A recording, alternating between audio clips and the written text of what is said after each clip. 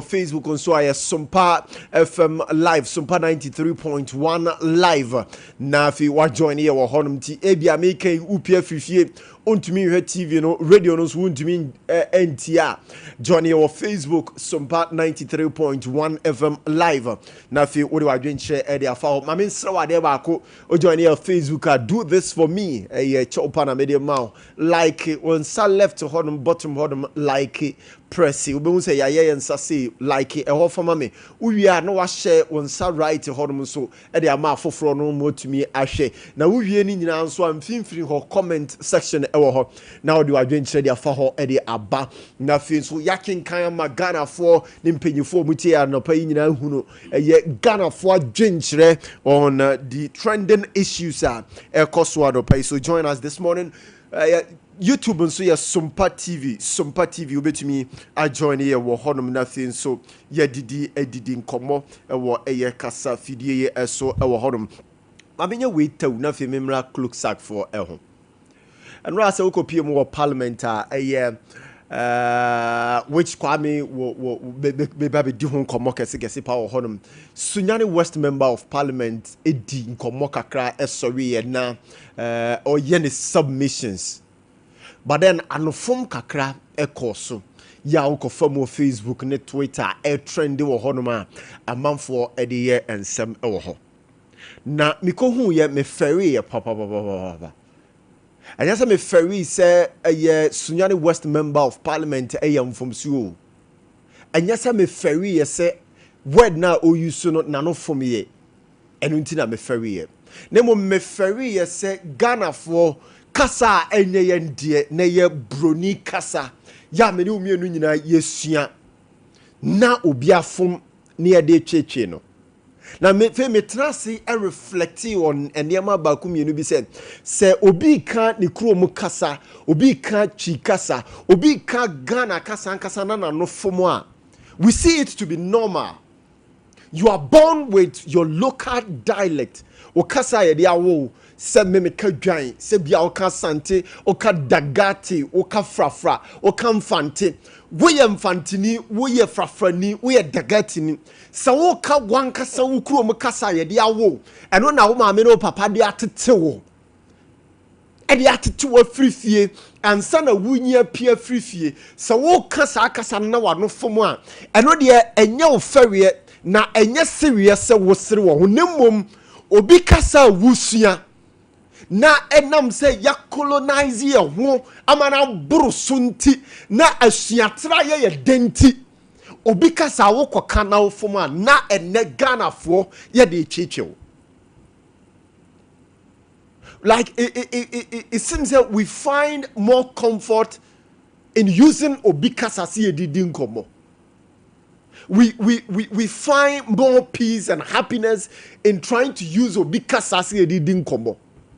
Enti ya yemferi se wankasa wo culture wayira wo culture no obi culture na wani abere ho esua epedi ababa ye wo culture na eno na wani abere ho a wudi to na mo nti wo mferi sa obi ba wo ne ba hu na ne batwi grow ntumi nkasa brofo nko na ni je ho na ni je ho pa asa ne ba no ato ni kuro kasa ato kasa ye twa na fruma ato achene na broni kasa no to make me wa what was say o pese broni ebu you want the white man the people outside to respect you for who you are, but for who you are no eye wo culture no wankasa wunnim wankasa wontumi mfa nijuma. You are so happy, you are so tuned always to be using broni kasa no. It's so childish, yes Ade ho as what mine me want this is it now me. Sometimes I am a time crazy you could more parliament. Yam Makwanian can ye local casa, ye cut chi, ye can't a year frafra, ye cut the gatti, ye cut ye be ye cut gan casa and woho. Bruni casani a day. And until the biabos and not a parliamentarians ye, a you so brofaka say no more the bribri and so. Debia bo parliamentarians yi no mu ko gina ho awese into oba bonte a brofo no aka de agu me ma me papa so wo mo nte ase no afa ne ho adi no na ekọ no afi okosia broni no na broni e de document e de mano oni broni no e de brofo e di juma e de ay negotiations a onya daje kura nkan te ase na fe omu de asisi ye no chena ye ho kire ye wo mem ha why aden ade na aba ye nso as wo man ade aduani kura ne yakodi afi ama saa ne ma ya ba bewura ye mu saa di mu hu say etan di mu hu say bon kankan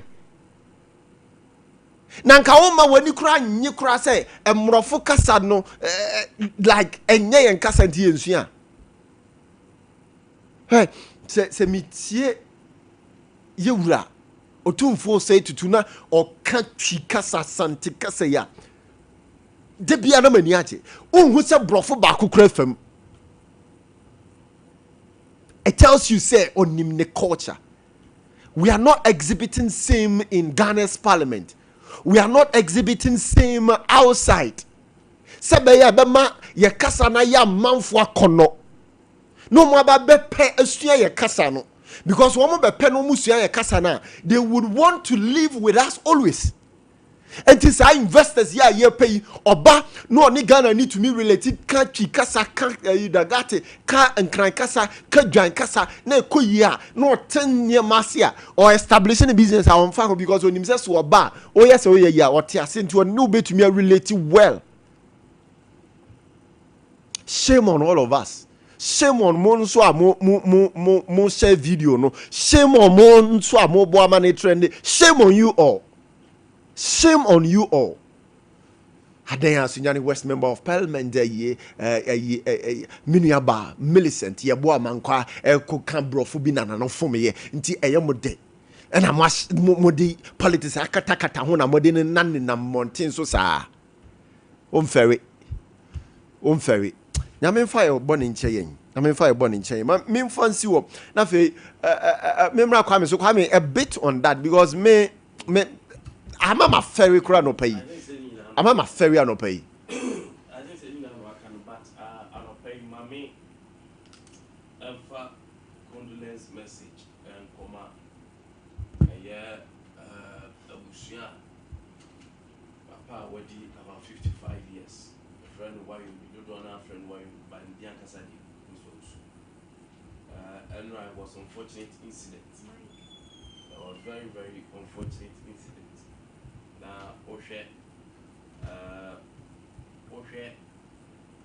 Kasi so kasi honum na ohwe Kuwait honum ya hu sane honum to be a traffic na esi eba enti unfortunate incident they see here yewra ye friend no owusu a dodo na friend Wayomi in fact waware awo mamiensa na I was very unfortunate say ohwe accident a nkwanhie si honum na ano edin pa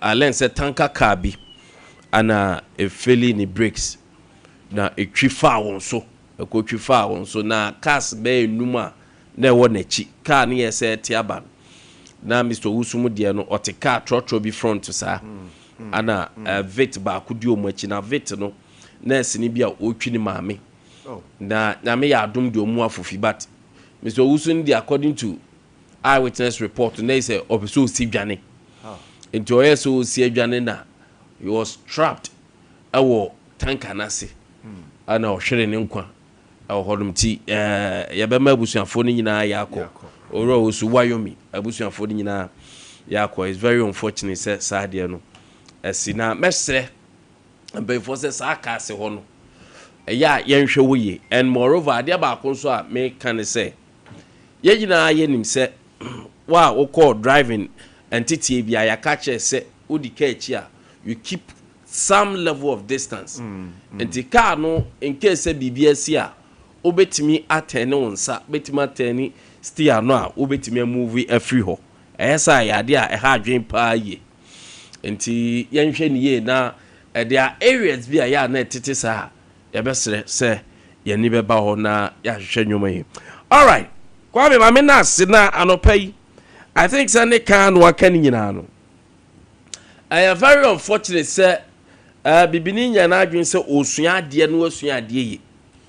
Kwame abrɔfo no yɛn kasam no yɛfrɛ bibi sɛ L1 na L1 no ana teacher for said deɛ mo kyerɛ no L1 ne yɛ language no onhyɛ da ensua o adapted by cooing or adapted by bathing or adapted by tetu ni nyina. That is where you adapt the L1 enti enye kasa wo hyɛ da esua enti twi kasa wo ba Ashanti region Asante kasa no ana ye L1 ma bebre said na akadagati ye bi L1 L2 ye de okwa akosua aka ho ye nyina em say by virtue of how we were colonized, no, British for the colonizing us.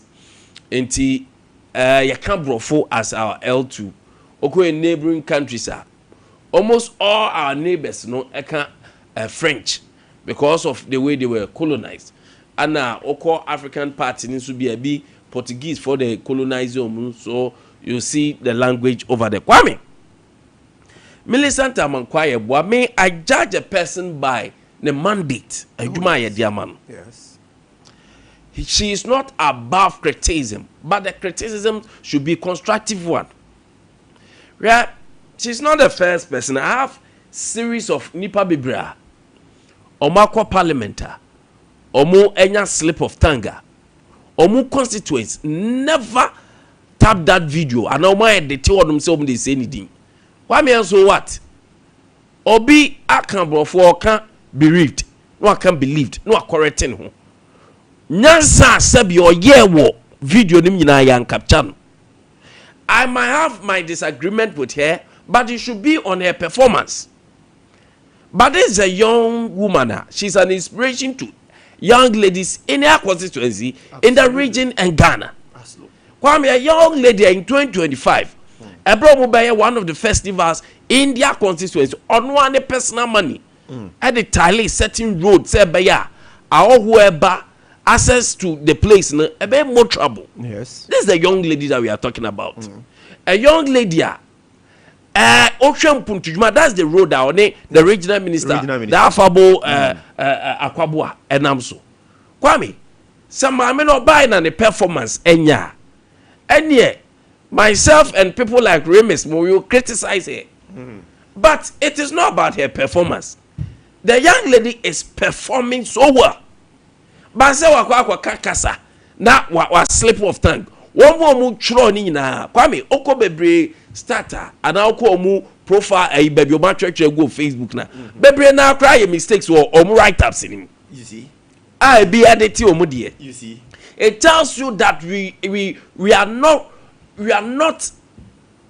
nyansabuakwa. And when it comes to Kasa, what's the intelligence about it? Somebody slip of tongue. I don't know yet. So I worrying and surprising say we want to chastise our very own member of parliament because say why slip of tongue? Kwame, there's no sense in this. How many of MPs are on this region, Ashanti region? I bet it's a bit chastise MP because of a slip of tongue. And I say in the northern region or whatever. But don't mean I have mistakes. Some time ago, even presidents and currently presidents still makes mistakes. But focus are enough for do. It is will be an parliament or Yanka L1 or you use L2 for a common platform. And the Kwame say BBC Yaba. Then people are using it. I don't see the sense in it. I think they should tone down. We should judge the woman by the performance. Sure. The mandated Yamano as member of parliament. But any party to do so street boss in the region. In the region, it's on records. She's one of the MPs. Bet back as a young Neshasia. Or Shasia ye Edonity street boss. Wa Bradom common fund crime. Yes, that's true. That's true. Or no ankasa car, ne personal car, or donatima police service. Yes. So mun fanko a patrol. Yes. Because of insecurity, be near what the constituency. The constituent. Kwame. Say I bet Jaja Baba wana. we should judge her by her works. She should. Millicent, what I'm telling you this morning is say, may you know, Kwame, I will tell you, I'm not that close to her. Can I catch her and say, so same way it shouldn't weigh her down. As same way nya asema, I will say ebuna bem. As same way nya asema, it's nothing on turning echi. At the end of the 4 years, ya mark brofo. Ya wa MP se omko parliament o man kasada. MP bi kwa be ka say, baby owodo po esi nanim, pile esi nanim ti speaker ntimi mfre no. Can you imagine? May I prefer to have an MP or be fighting for Mpuntujuma than MP or be rattle brofo. There's a 7 prebiasa. Ochanguso. So she shouldn't be perturbed about this. Maybe Beno, come catch and say, Oba, don't worry yourself about this. The naysayers said you maybe you should do. These are naysayers. You shouldn't worry yourself about them. On focus, say Oba board do massive for Oba boa in swatcher for Oba boa fiapri. Okay, very well. Oba boa Kofuaka no pay na machia professor. Making it so of fiapri. Na machia siapri for so machia. Mate, Kwame, it is very disturbing. Kwame, me that say, it is very disturbing. That's a power on that, and me cry. Then I'm feeling can new crash or bad one thing crab responded to them because the omo no sebi and toys munyan sebia enim our honum. Now, Kelvin, my chassis from free Kwame cloak sag for so what did you need that? Almost say almost a fibia cloak sag for. Strike a barbon team by Kikan. Normally, the letter they are barbon team. Kelvin, if it is ready, share with me, many viewers. Nafi, Yunra letter the Mukakra Nafi, Yan Twasu with Civil and Local Government Staff Association, Ghana, Cloaksack. Almost see delay in the implementation of unique salary structure and other conditions of service for the staff of the civil service and the local government service. Also on Thursday, 19 February 2026, the Executive Council NEC of the Civil and Local Government Staff Association, Ghana Cloaksack, met to consider the state of the negotiation on unique salary structure and other conditions of service for the staff of the civil service and the local government service. Taking the neck through the journey of the unique salary structure and other conditions of service for the staff of the civil service and the local government service, which started as far back as 2019, culminating in signing of 2 separate MOUs, the NEC observed that the staff of the services are being taken for granted as reminders to the Ministry of Labour, Jobs and Employment, and the Fair Wages and Salaries Commission have not been responded to. Government has been mute over their own promises to implement the unique salary structure and other conditions of service effective January 1st, 2025. In the light of the above, NEC decided to declare an industrial action to back the demand for better condition of service for its members. The NEC decided further that should the government fail to honor its side of the bargain, the constituents of Cloaksack would embark on a nationwide strike with effect from 9th of March 2026. Notice is hereby served. Executive Secretary Isaac Bampo Ado and an Sasha issue on the 19th of February 2026. So Kwame, this is coming from Civil and Local Government Staff Association Ghana. Now minim safoi Kwame woman so no mo share district assembly na asefo the ebebe bia omo implement jo na dey na asafi bia na hu nsema kwakwa bebre minim. And Kwame, I know you've interviewed most of them on woman salary ni or condition of service na asefo. And then as I'm bonity baby, one more air threatened strike. Kwame, your take? Kwame, there be a mekase. Say, a quadane daho. Now on share ne boa. Ome demand for. Adia was on share ne boa for. Sure. But so catch a quada say, young kofu. Ye ba ye drew baby a mesio. A crown shall say biano so. Munya drew hope obesha say adan ukase. Ana akache me say o ye bedru ha obeso me o kan de 1 2 na wanya I don't know if the oben say obedani enema na gu fom That is exactly what Closac eh. Why me yen na yenim Closac for these are people they are in charge of civil and local government staff association. And to conform ye adwuma mayen when it comes to civil service, local government, they say our MMDCs, almost staff, say omu coordinators, omu you can say engineers, omu town and country planning, omu you see those areas, even the RCC. These are people omu ye adwuma hono ma aban. And their role is very key. But why hwe ya unhu? Enti da bia meka se o main say ye bekoso ye nkoso part na nso gina Closac. Because Kwame so obeko RCC and obeko you can say district assembly. Na documents be a what department be a was sign the departmental head in you are. Said there some years ago yenim kofo ya transfer mu se bia onti Ashanti region ha ofri baby no ba no ko weekends a.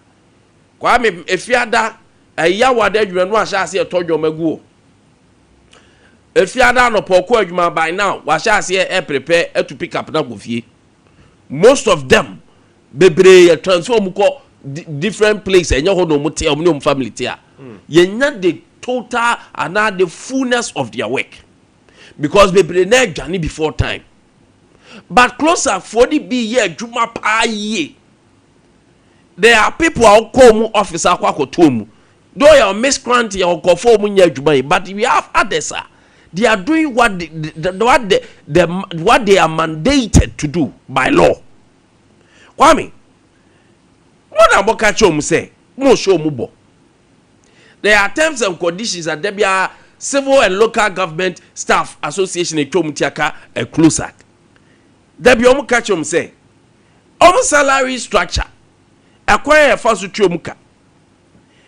It has been a long-standing to Kwame Nyane. Go back at 2022, right at you can say January 2022, July 2024. Kwame, now you expect say the implementation date no ebe January 2025. But you do January 2025 no association they say Boshai aban show mu say implemented by January 2025 no no show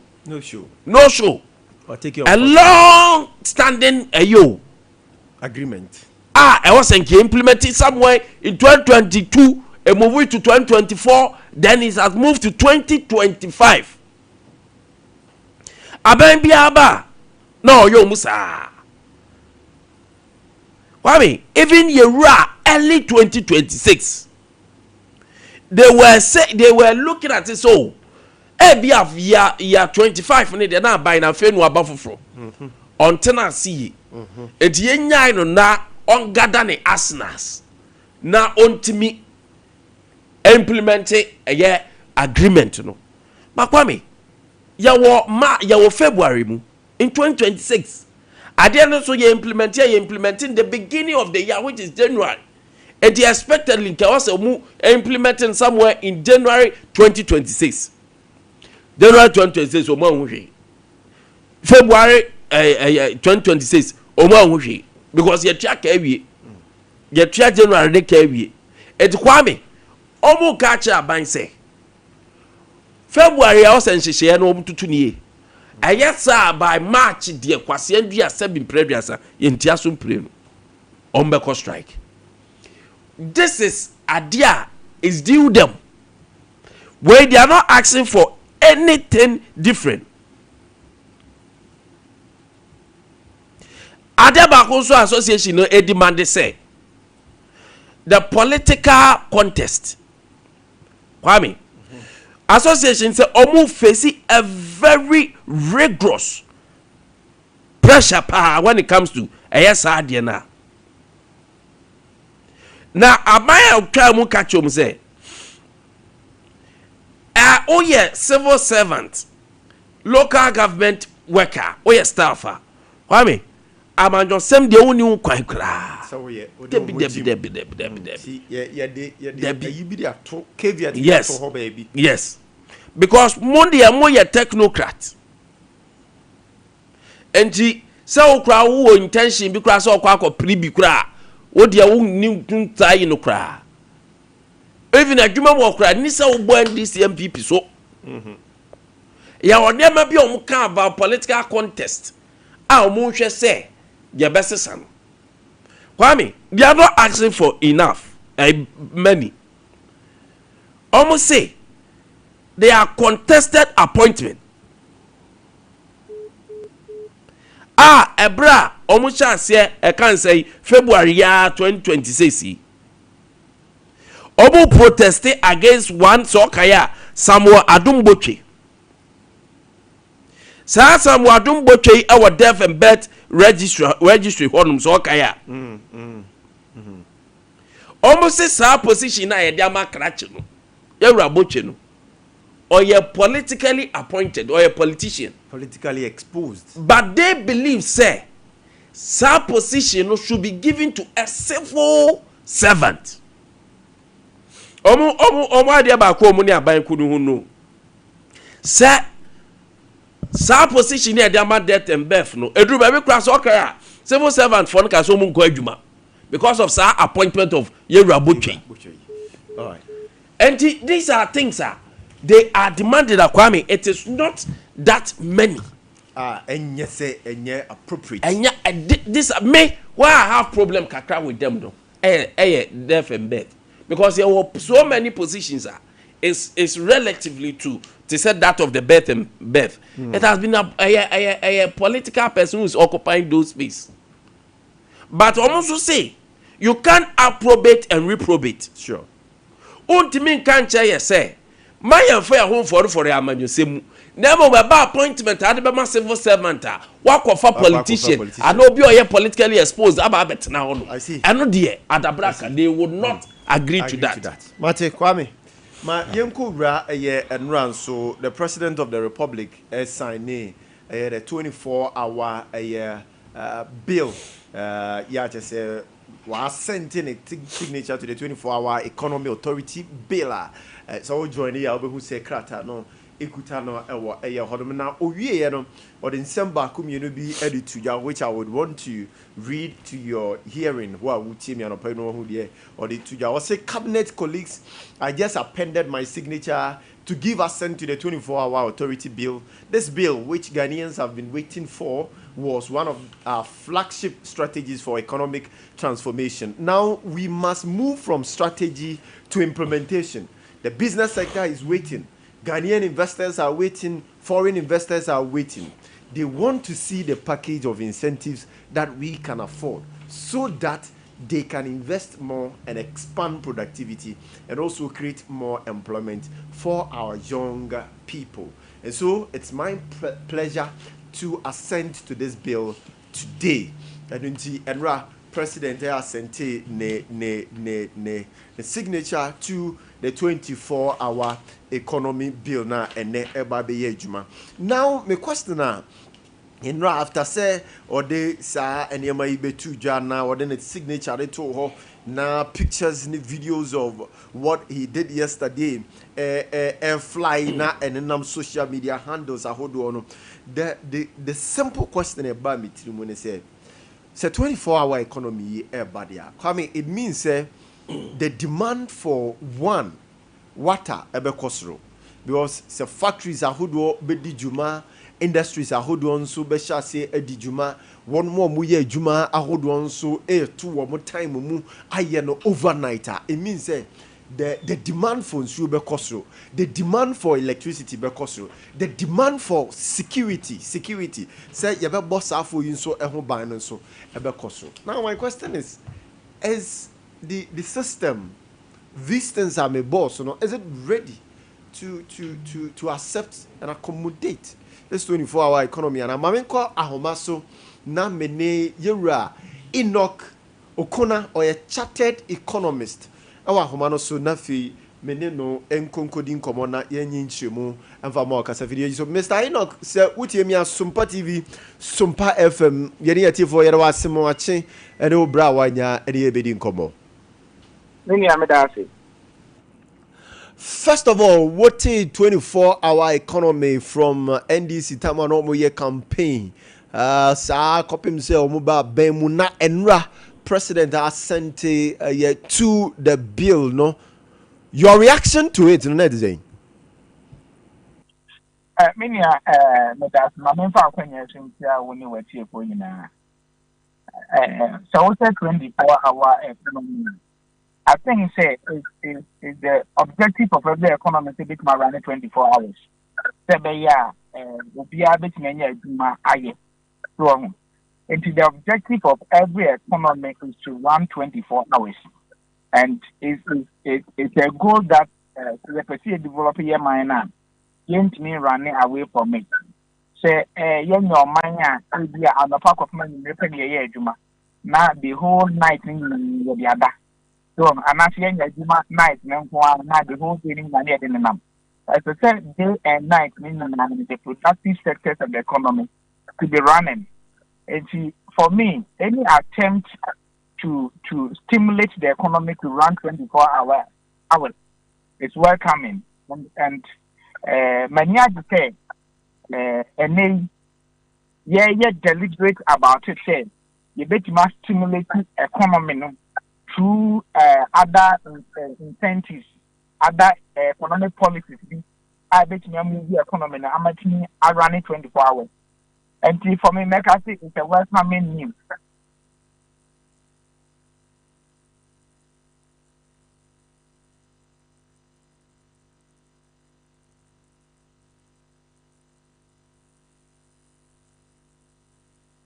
The impact as a kobase ye run 24-hour economy benya wo Ghana your economy no so no dien. Okay. So on say ye run 24-hour economy now. It means that all the production sectors are running non-stop. It means say and be some year juma because a juma bia no Ghana okay labor law na I was say juma 8 hours. It will be before the first 8 hours. Upon no qua, will be able to another 8 hours. On upon no qua, will be able to another 8 hours. So within that 24 hours, we will have 3 shifts. It means that we will have 3 sets of people working on the same job. So employment will increase. So employment air control. Omo nyina obi oye adwuma bia betua eto e de ama aban. So that is. So government revenue will also go up. Again, businesses nangasa here demand. It's time for more yana do no more turn to do anything. Omo benya mfaso corporation taxes and no so ebekosoro. So, afi it's time say juma busu obi anya biyentu. Wonanka e be said you when you juma odo mbakwa ra social vices na. And no so eso beti. So, again, because of we are producing more money, the economies of scale, and your money, you do your money, a better form. Because you see productive capacity, because of we are producing on large scale, you know, a one night, you be a better a better form, a better driving inflation downwards. So, and yes, me and you do anything, you're better competitive, you're better export TV, and your export revenue is better form. So, and the money now, but one apart from government revenue going up, employment, cultural, social vices, reducing. I feel they are more competitive on the global front. Export revenue, so a bit more performance, a bit more supporting it, and Yamaka can get car, you're being important. Okay. And these are benefits to the 24-hour economy now, a bit more avoiding. Very well, sir. Ore womo policy now. FAQs on Mahama 24-hour economy now. We here page 5. Obisa question be say which industries will the 24-hour economy strategy focus on? Permit me na me mobile so kakra na fi ba bisa o me question no. Number 1, we say 24-hour agro processing, 24-hour pharmaceutical industry, 24-hour manufacturing industry, 24-hour construction. Etwa so saa ediko. Saa niyema yi enan ya mabobo so yi. Ni nyina would demand for 1, water, 2, security, 3, electricity. And na biaya yensuo yi adru said the city ni electricity yinso na hoodin said the city yi na ye security system yinso. We sure say 24-hour economy no. Saa niyema yi betumi absorb no. Betumi aya adwuma. I think sir, we share energy in terms of install capacity. You better say Ghana, you said that anyhow. Okay. But the have no running capacity. So, okay. Say, the yet my installment, do what a year wrong. And most of these install capacity, Juma because of say, they are buying the car. And for more provide service and you're willing say for mobile provide generate the we have that install capacity here. You bet media supply. Okay. Nemo say coming your money maybe China. Ama more generated power and the mayan. I thought that no my imagine to you cry your best in so because of the family money there. Emma. If it's abandoned into the na otimi stand for it market it media no abayi ama anti-ase adwuma electricity will not be a problem because we have capacity here yet might generate enough to supply our industry which I know ensure that yet major challenge again we can ensure yes galamteni as yes yen to there now so Saban delegate and that's what I'm saying says this is the first time we are seeing a deliberate attempt by government to stimulate the economy to run 24 hours. And the amount of it means that someone ensure water supply area Juma. So, the government ensures the water supply and which Ghana ensures them across the country which water supply coverage now. We've done in excess of 85%. Well, if you are insurance, I'm saying you're waiting for it's a problem, but any problem gets a bit to me. I think, sir, this issue about security. A woman I was here, government has provided security here at whose cost? Okay. One a bit here. So, because the government for police for the Ghana for more fire service, Ghana for soldier for the brain. Near or provide fire security now. Back to government. So, you know, young said, between time, government ever refused to go in our form. I don't remember any 24-hour ever run, almost ever respond. Who is going to bear the cost? Do we have enough resources? I will have bit master for this idea. And now say government is going to say, so for police security at the Nebrewa. I think that modality a bit not why, but say private sectors now need this security service. So I'm going to be willing to support government in that regard. The government will have the ability to employ more people because there are a lot of youth now for more hard. My employer. So I think say in terms of providing security, it won't be a big problem. But the financing or the funding of the security personnel, I think that one I was saying, and I believe that there are documents in the they will finance architecture and supporting the 24-hour economy so that we can properly interrogate the policy, the funding sources, to see whether they are sustainable or they are not sustainable. But I want to believe that once the policy document has been put and present, evidence are again. Some of these things may have been catered for. Okay, I see.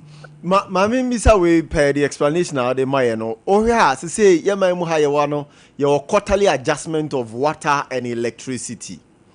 If these companies are hold chance to say or more to normal 24-hour economy, are we not one way or the other yeah ba crash or more because se quarter bia yeah increase your tariff quarter bia ya increase yensuo ni electricity na asefo e bia nipa no so wo sha say financial muscles no nhyeda enni hosa na nye crash ni be crash businesses here now and now say there will be something buy me dey avon.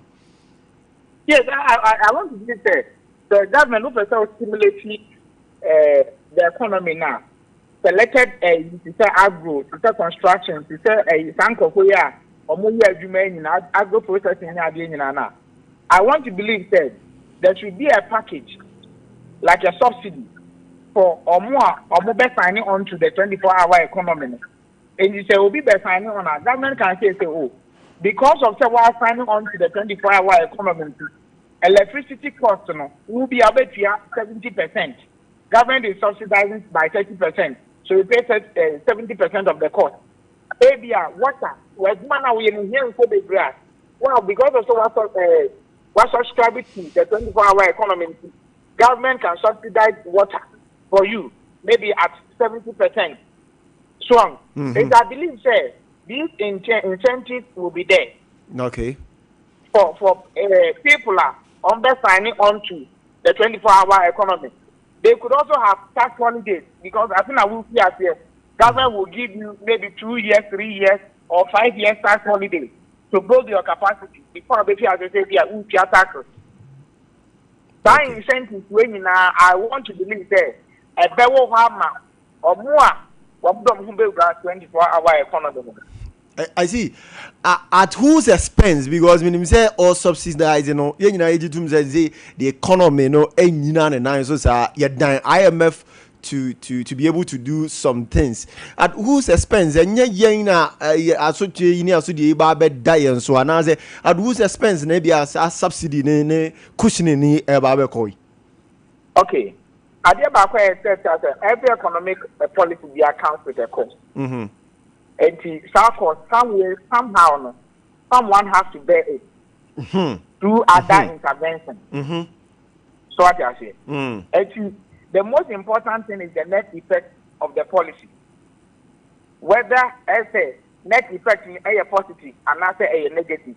The net effect is a positive there. I think that we should support it. Okay. And then I say document in a bar. The bet to me I interrogate it and my way sources of funding for the 24-hour economy.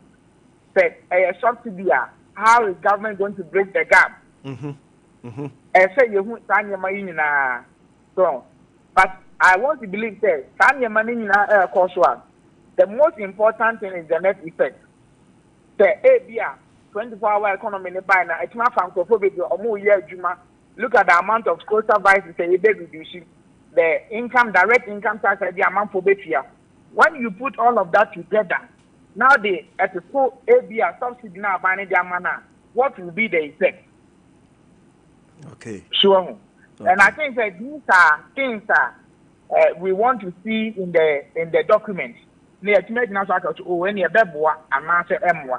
for me, stimulating the economy to run 24 hours is a good thing to do. No, okay. Mami nasi Mr. Enoch kanopa ina memfawunsi. Mention them to say I'm a okay, yani Mr. Enoch Okuna or a chartered economist now to see an enokodi nkomo ewa homano so ni nyina fa 24-hour economy bill na president assent to enra ya to say ene eba beye adwuma ewo eye honum so Kwame 24-hour economy. Yeah. But Mameda say, I think, sir, the 24-hour economy, the resetting Ghana, what omu enkomwa omu die wabra, omu babe omu bon apro, na Kwame omu campaign. In fact, anopay. I am happy say ye be who say sa 24 economy eba be who the light of the day. Kwame oko 24 economy na there's a lot a year entailed. Yes. But me kind of crepa I have with me the budget for 2026. And I have with me the resetting agenda, the manifesto of NDC. Kwame, to be honest with you, going through their documents, NDC, when it comes to 24-hour economy, no, Oman planning ye, they didn't think through. I didn't hear. Yes. Sir Anameka says, se utie enkomo omudi ye. On say MPP for ban.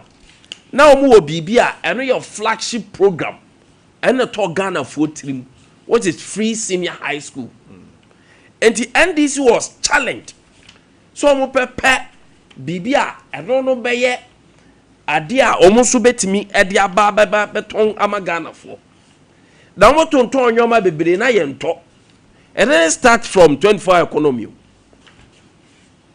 After omu to ya na ento etucho manifesto na, which is the resetting Ghana manifesto na. Na enyama bebre wo ba Kwame eya kese ebi ni yen dollar CD issues no. Kwame, eti to me edru baby na asa ho prepare. So this is the 24-hour economy policy formula 133. Okay. Kwame, if you go through this document, you can clearly see say NDC just wanted a slogan because the MPPs were doing same. Oh, okay. You think so? Yes. Afei ana NDC for the flesh territory in Kase 24-hour economy. We can quote the number of people I interview more. It was difficult for them to explain even the formula 333. That's so true. The 24-hour economy. That's so true. If not so, Kwame, just this month, February, what him said 24-hour economic team, no, Echo Kenya. Also within the 24-hour economy, the Greek side, go Ghana for no. Kwame, Omoko, you can say Kenya. Echo share Kwanya Omufaso, Eyo fishing. Actually, Omufaso ye feed for even animals. Yes. Professor Joshua Alabi was mandated say omunkotenase committee nkotenase no munhwe kwanya 24 economy no ye de befaso.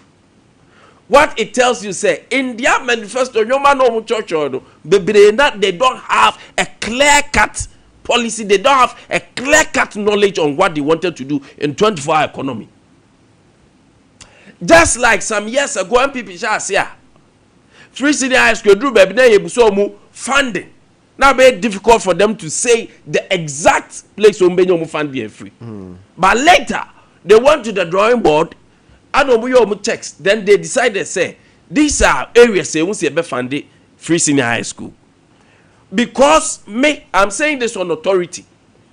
Per their policy, per the budget, and per the current situation that you woman Kwame. No kwasema a woman say, and I'm saying this on authority say, under His Excellency John Dramani Mahama, Ghanaians will not enjoy the full policy of 24-hour economy. Under. Okay. His Excellency John Dramani Mahama, they tell me your 2026, you're talking about 2028. So that means, per what you are saying, there's a field, say, after the administration, we will have. That is if, say, all in Ghana policy, that is if, sir, buying for Frebeban any priority. Okay. Because free senior high school, when it is established, you shall say you roll, but not a one can deficiency. A NDC bar as a government, don't be any say, baby, I never so on, be ye fraud, no replace it with better policy and as a better flesh to it. Yes. Kwame, this 24 economy, no, also the detail of the Professor Modiaba, Joshua Abimodiaba na. Now, read what is written in their manifesto. Kwame, the details is detailing in what Professor Alabi is saying. So, over 24 economy now, they are supposed to provide security. If you look into their manifesto, what they said, they say, it will be a public and private security. Kwame, what is the strength of even our private security in Ghana? The number of police too a citizen ratio no. According to the international standard, we don't meet as a nation. But over the FAQs on 24-hour economy, the cover page 6.I, providing an atmosphere of improved security and public safety. This will include a well-regulated and monitored private security architecture to facilitate round-the-clock activities. So it means they are taking care of it, and it is not. Kwame, can say the America say in their own country. It's just a reading of what they have written. I don't actually say. It's how much I say on provide private security. On the bay 24 hour a year. I'm talking to you, sir.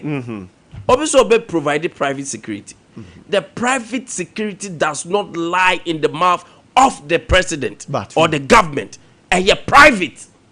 Listen to the word private. He's going to engage them. The public security is for the government. Yes. Private and Musa say, private security, what is the strength of our private security here? The number of private securities that we have, companies, our capacity here say about 2 or 3 or 4 no more than G-force money, few ones. Number of personnel so more say. We are talking about a ratio. A number of ratios, international standard, no. A private security has a mandate or a limit compared to a public security like the police, the immigration, and all these people. Omo limit. And never a public security, but my private security cannot do. Okay. Kwame tell make us say, they are just saying things that are your bones, but the flesh, your fan can. All right. Looking at your mom somewhere, they are supposed to provide a 24-hour Kenya agent so electricity. The recent happening, not only electricity but water. Utility should be 24-hour, Kwame. And Tibusa won't say security system nifriwa.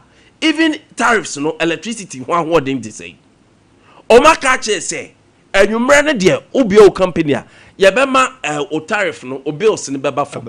Kwame, there should be already electricity company of Ghana, VRA Netco are suffering. Say mrebia quarterly adjustment obusa Mr. Enoki baya. That was very intelligent question. Yebu say ebabia na yes na. Busa vendors na the challenges and the clients and buyers and say challenges be no mu face in the first week. Yes. Tom gra ko topa o muntimi ntoma. No ma that they share network. The network system no practice say we have to get a system a bit may a differentiate say I had here you say I say mind you you're changing your system there yeah postpaid all of them into prepaid. Say your postpaid yeah or because say you can work the tariffs out but Kwame you prepaid there you buy it may be top now how would you know say we may use there should be a clear cut system and that's one point you've just raised right now. I allowed about which has to do with network. It is a about prepaid now. It means that yeah, better online. Now so online so I require me telecos normal network more provided in mind. It's not so because and right yesterday cry by 7 something AM cry not me using internet. Kwame challenges and Kasa cry never. Until say or can you do not at on network and also what is it? Kwame, the other member say I can't cry so you're confused and say. Once I would the amount you shall be some committee in Koshisha. Yes. Under the 24-hour economy. One of the fantastic, brilliant issue here, a women's bank. Kwame, any power so already, we're already our parliament, on the floor of parliament, which Hansard has recorded, it say, oh, the initial money deposited, no crown by argument, baby. Deposited this initial money, or the best it's not even to the standard of the BOD agreement, the standard they did set up a bank. Kwame, I know crowd one fan can Joshua Labidian. I see. What's setting it on? And just say, yeah, wait. I mean, there's a lot to talk about when it comes to 24-hour economy, so we find time. Thank you very much.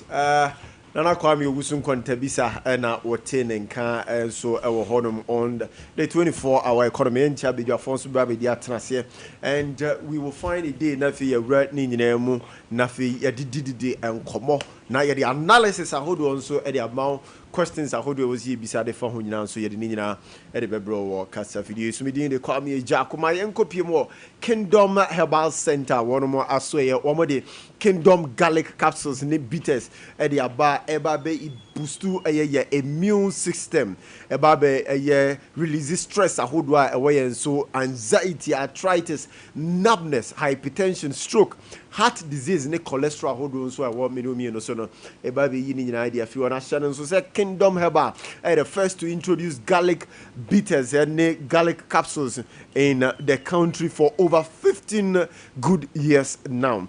Also the Kingdom Ginseng power capsules and so the aba and also the aba for sexual weakness, waist pains, mental stress, and I think so be produces sufficient physical energy and also for the release of semen and extra power and I think so what media tremendous capsules and so about for natural formula the treatment of all vaginal infections and menstrual disorders, bad odor, then and also aba so contact retail purchases no war and say visit Kingdom Herbal Center at Okenshi Drug Lane any all leading pharmaceuticals and drug shop and our herbal shops be our country from 0597 298855 and also say from 0559726109 now when Kingdom for the come a honum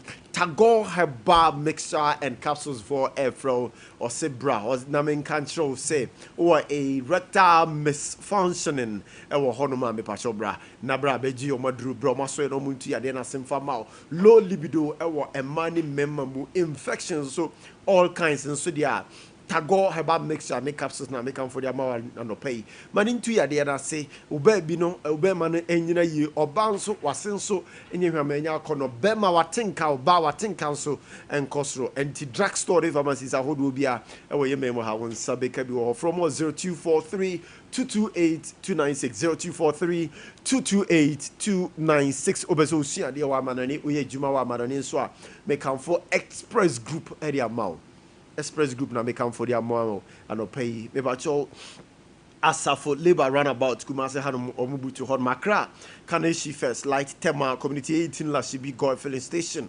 omobey la shibi funeral home honum East Legon so ye Trinity Theological Seminar Takrade Market Circle opposite Hot Ernesto fast food oba nyabi wo maso e sunyane Silver House e honum no omubutu omobey high court no tamale teaching hospital no and I feel so Bibiani Omoben court no from 0249 000 448 0249 000 448 na wone express group for enin komo Roman father Drono Abba ya chese eba beboa na numbness stroke edi dipanya edi Ghana funya na nsei pa ema Ghana for chese ye kampam ekademu yentumi nko ye nyuma so yentumi nya ne wo say ye body pains any weakness when I'm yaw ne when I'm re and so high pressure ni diabetes and so hadi papa abehu ni pano wasika say tam so diabetes nti ontumi shempa bo ontumi shata de papa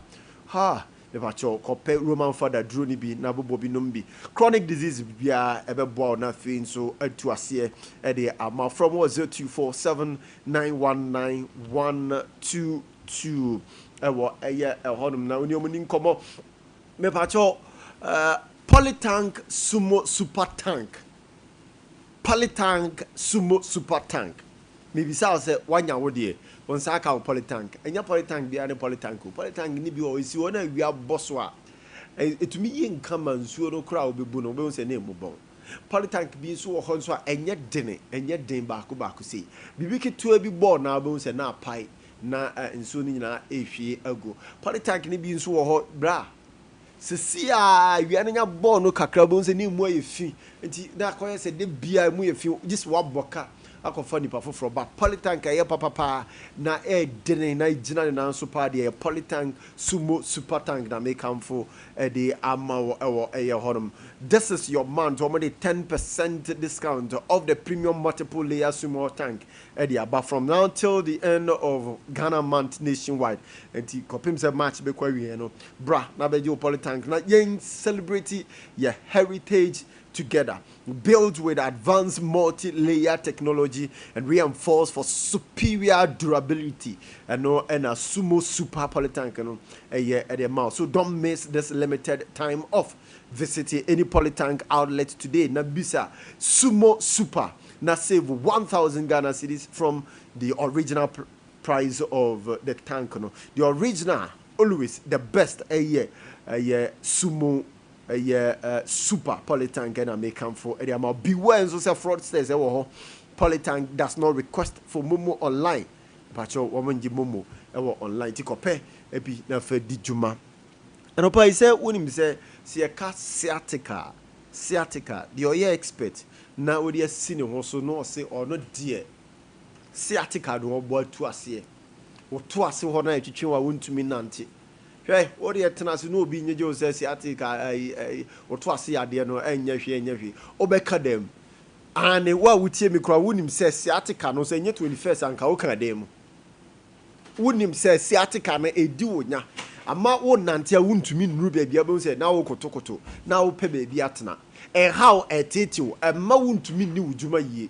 About your brat 21st clinic now feel so yania sciatica expert no ya be boa na ya tu eye saya de na se de amount yan kwan na nam say sciatica expert nti ye tu kwan de call amanone eko tu eye saya de na se e de free mrofo South Africa ye call USA ye call UK ye call Germany ye call Denmark ena ye call tu as ye mrofo ankasa kra no e ba ye ma ye 21st clinic e sa obo ya de tu sa ya de ni nyina ase e di free hodom ya ne wo mu di dance ye kese pa ena e kodi amom wo ba o maso ye nso nurse fo no nso wo mani mi te papa wo mani wo be din komo na fi nso ya hwe se o se we no o se di kan ma waduru ansa ni ma waduru se wo se ye de wo fam massage mu nso a ya ma massage e wie nso a o se kire se okay na nsan wadua ne die ne ye ne se a ne a kire na bibia tumi asisi ne nan so nti eye 21st clinic and I may come for Ade Amao ewo eye ehonum Kumasi ewa overseas junction ya ben Alpha Radio enumu enso na eye Sompa TV Sompa FM so ewo abronsa no soro hwa eho na ye butu ye laboratory services ne scan ahodo a ye reda ewo eye so ye oboasen so Council Quarters Court Junction eho ne butu Accra ye Domi Market Sunyane opposite Sunyane Teaching Hospital eho na ye butu eho and Kranza ye eho teach my eho frey was 0540 311 0249 311 0249 311 311 RSY Novigi Studios everyone opa ise we are filmmaker, we are photographer, we are creative director ope and now we here professional film studio na fi ya boa hanampo we are podcaster and I say o set up for a special effect in a special occasion view pe we expect we mu pa na ye twa when we say yes we dey twa come mrofo dey na become a past standard one ye twa dey amount dey na studios so betwa woniema hodo pd RSY no VG Studios and I make come for the amount you Accra Malama Biasi of First Kokroko Street for your 057 4715778 and 030 3974822 Braya so na fi yamo na bibia enkoye emfama Babi di share ababi di atnase bibia so ye enche mekono ho na fi makwa koma na chi but maminya messages back you ansana makwa koma babi di share achin na fi so ya toa jumadi ne nyina nso ewo eye honom ha eye Sompa 93.1 Sompa TV na waso ne wani eguso a wutie ye na fi nso wo hwe ye nso ewo honom messages no menya no 12121212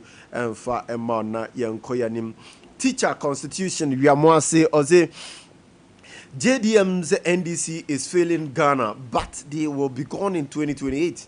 Opinion leaders are silent, but the people are watching. No big project, just more hardship, increasing tariffs, cutting cocoa prices. Is this leadership? Ghanaians won't forget this betrayal. We will demand accountability in 2028. My regards to Honorable Mavis and Cancer Boadu Koka and Dr. Mahmoud Baumia. Wise can also Mansa Dad Sunyani MPDA. Okay, well, sir, anyane kasa na wababe kana fluently sa ewa honum. We teacher kojo tepa enyina susu. I said the government should look for money to pay the cocoa farmers and stop the gimmicks. Oh, teacher kojo enra aban release 854 million Ghana cedis ha wodi kutua cocoa farmers for eka enti mebajo teacher kwajo eno so hyano so honum ya chese ene akuafo beti niam pa. I say the policy the 24-hour policy is like building a tower on a very weak foundation. Our cocoa farmers, on the other hand, deserve a guaranteed, secure, and stable producer price to support the industry. This was the main reason for the establishment of Cocoa Board. So if the current managers cannot achieve this, why do you still keep them there? Greetings to Honorable Eric Nenejiman Prempe MP for Ahafo Ano Chama Odeno Kweku Apia and Justin Frame Paul Kodia. And so Eddie our honum Emil Smith or some morning Emil yaji also a honum ma min ko ye WhatsApp messages and also so our honum na yemra metwa so our fidi ma 12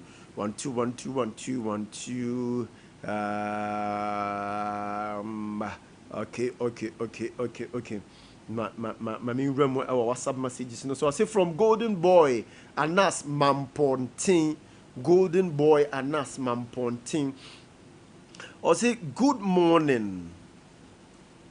Let me greet Chairman Nana Akwesi and Chairman Kufulu of Kwabri East, the National Propaganda Party NPP, especially their communicators and their so-called serial callers. They are they are provoking the cocoa farmers to make demonstration due to the reduction of cocoa prices. So let the NPP party understand that if the government reduces the price, it doesn't mean the Ghanaians are going to vote for NPP. Never. It can't work for that way. Okay, Golden Boy, Anas, the Enswa, or the Abba, and so no. 1 2. Let me take this one from here. I'll say good morning, Sompa Morning Show members. Please listen to me. You see NPP party and their members in Ghana, especially Nanado and Baumia. Past 8 years under Nanado and Baumia, you see how you see what they took Ghanaians through. Okay, all NDC members greetings to all NDC members in Ghana. President John Dramani Mahama, Honorable Nana Kwesi, still maintained from Paul Halu, aka Abum Chamai, and so Edia Enonwa or de Abrayen Enono 1 2 Enkoya Nim Awa Honum. Okay. Nti meba na afi maba beto messages ni nyina so e amaw ewo aye honum ti mame nkoma baby di share achi ewo ho baby ma chi menua ya eja na bom ti sen Kwame me hu yo na so e obade adaroma me so me hu ye papa ba busiafo nso ho ye erade ne ehwefo kakra ye hia bibi de na nso minim se ne bremu no obeya ma ye bibi e koso nkakra eda obade na se eda obade obo adwuma nso me da se for God and country sure and yes some ewo honum ye fraud nana yaw tiki o Sunyani West manyanti ese uyiwuti for a youth organizer NPP mo honum. You were once disappointed, deceived, disapproved by the youth of Sunyani West, but manyanti ese also besa yuti na wako youth organizer of Sunyani West Mate and so honum. Okay, and Evans and so Babe Kayensa from the NDC or Ochiremo Awadam Kwansua or ba honum ti anopai Yankoma yedi ya edapono so miensa. Bako has to do with President John Dramani Mahama all signing the 24-hour economy authority bill into law. Close so a declare a nationwide strike on the 9th of next month, a March. Over government's failure to implement a 2019 salary structure. Woman buying 82 more honum. Sounds government were releasing 854 million Ghana cedis for payment of their standing of obligations to cocoa farmers. And Yama mean say that process one pay ye bedu and comment you so between join here. Now they were just sharing about WhatsApp line here 0509 438 500 0509438500 whatever ye bekin kan e dey my Facebook and so obetumi e dey afa ho na fi wa join here now dey wa gin share dey aba e wo honum babi this year mami ntio ensem me ensa ye I da pono so dey hin na obepese o dey be sha ase was it the release of 854 million clerk sack declaring nationwide strike, President John Dramani Mahama signing the 24-hour economy authority bill. Kwame anopai meda wase na akonya wode amame na ansa na yɛbɛhyɛ nkomodie na se no yɛde anidie ɛbɛma de anidie se no ekurowura de ɔtekrawre ene brawre ngoma so no na setu yɛbɔ odin a yɛma emuso ɔno yɛnkyea no yɛhyira no na wona na anopai mihyira wo wadom ti ne yɛnya baabi te a eguso esua firi mu na ase mira my ne sai wie no mede mani be kire me constituency afo no southwest mete say na wo di menua bi ho nkomo say he was once disappointed disapproved what do you want to know about elections? You see, and our failures anytime obi beye bibi na enkugo die beba no say or attempt to start any BMA, the person is not starting from zero. Okay. He's starting from experience. Okay. And to Saminu, no, mention it in a masha de Massa. Okita experience be a or more money neighbor press amre no munibi. And you should forge on. Na mi wujidi safi in kunimdie ebeba mano. Okay. And unti me chair me constituency no. Mechia me former member of parliament. Honorable Johnson Kweku Edu. Ye ntamo honom de ye friend of Sompa Hene. Okay. Was some constituency no for 3 good terms. 3 continuous good terms. Ya oba constituency no ma nensa no adwuma eda honom pefe osom ye. Papa no anopai mechia no wode na adwuma ba na wie ye.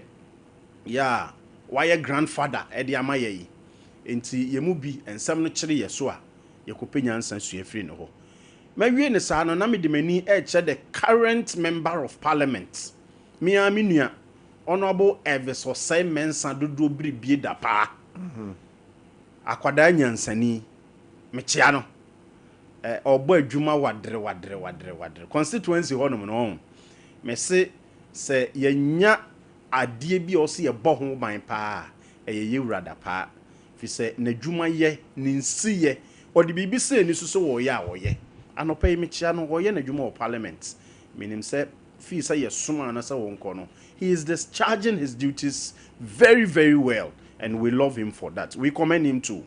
Me maame ba ko bi wo ye constituency ni mo or ye FOB convener friends of Dr. Mahmoud Baumia.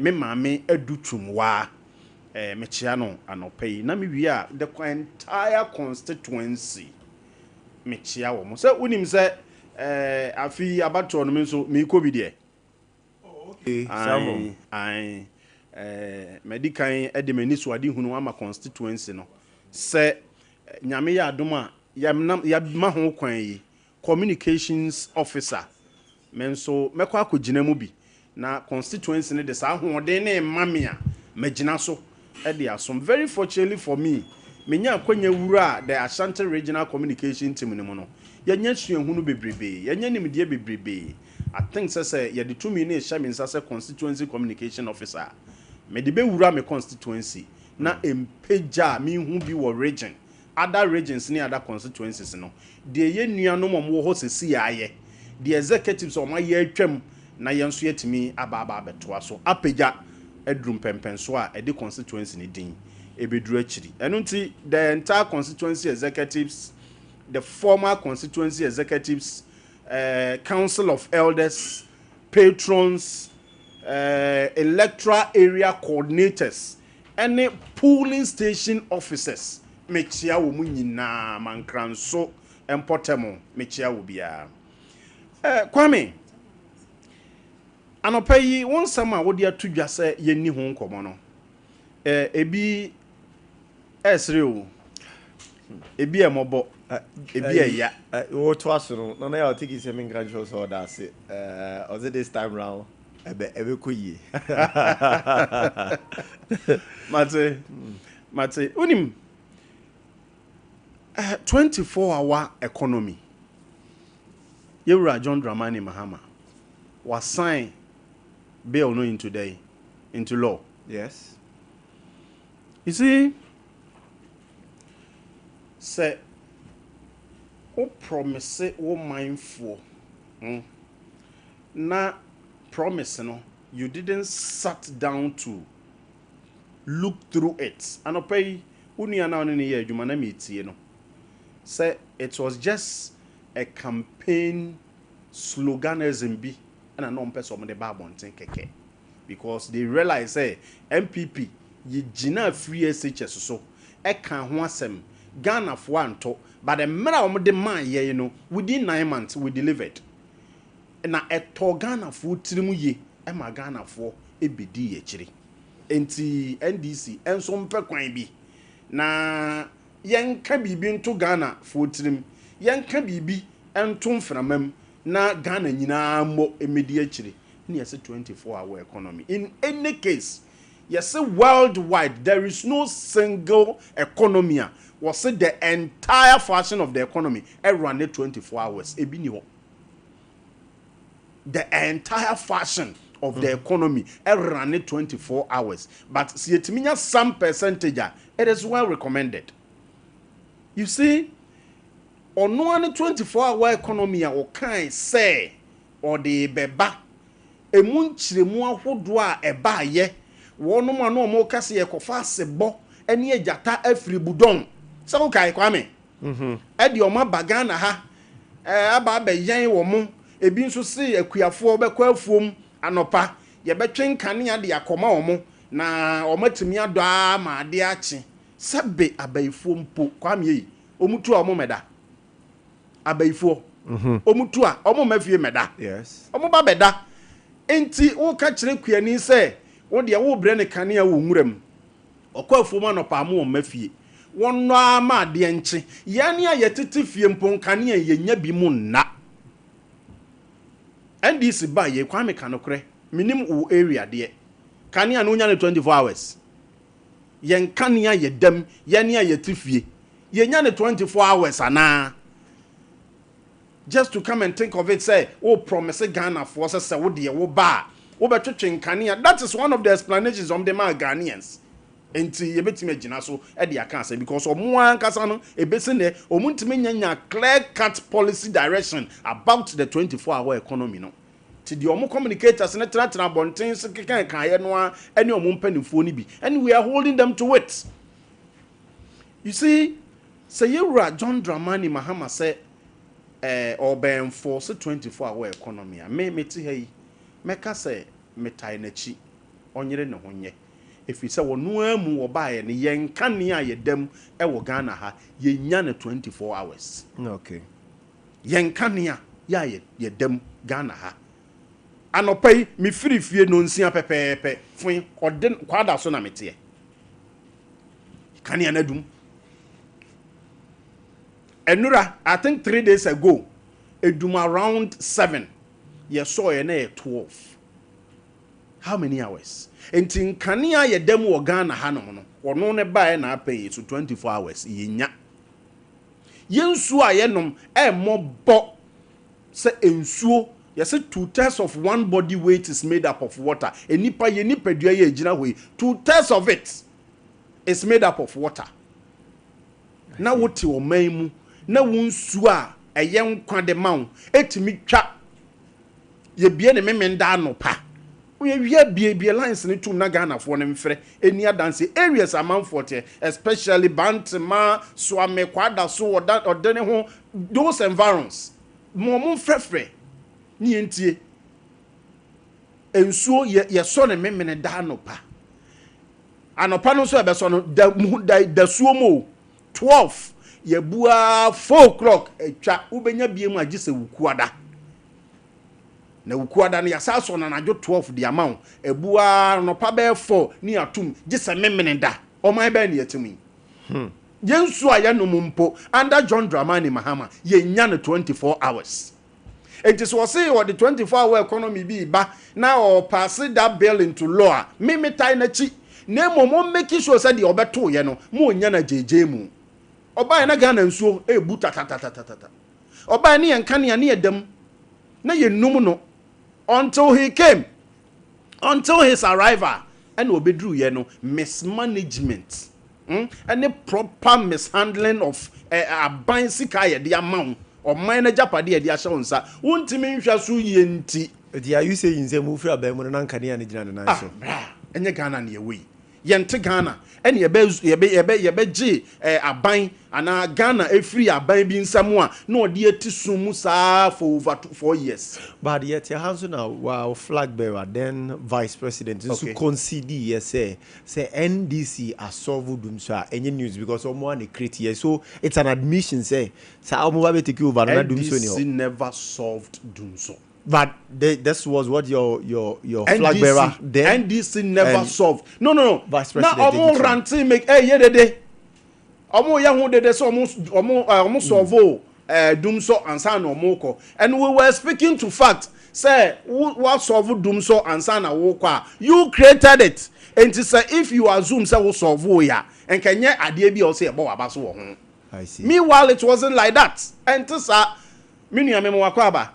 Mo dum so no ho asam ne ye kan what ya say enti ye magana fo ne hu ne ye kan no kranche o say Yewura John Dramani Mahama ye MPP the minority caucus we are not wishing doom for Ghana but wo jitum say 24-hour economy na mra adenti na mempese beba adenti na mempese Yewura wa adwene pa na obetimi de aba beboa Ghana nkan kwa mazit se ade a wo flash policy a wadi hu nkomo waka ho asem enu nti Ghana fo ahye ato abade amawo aba be ye mampanyini I take you how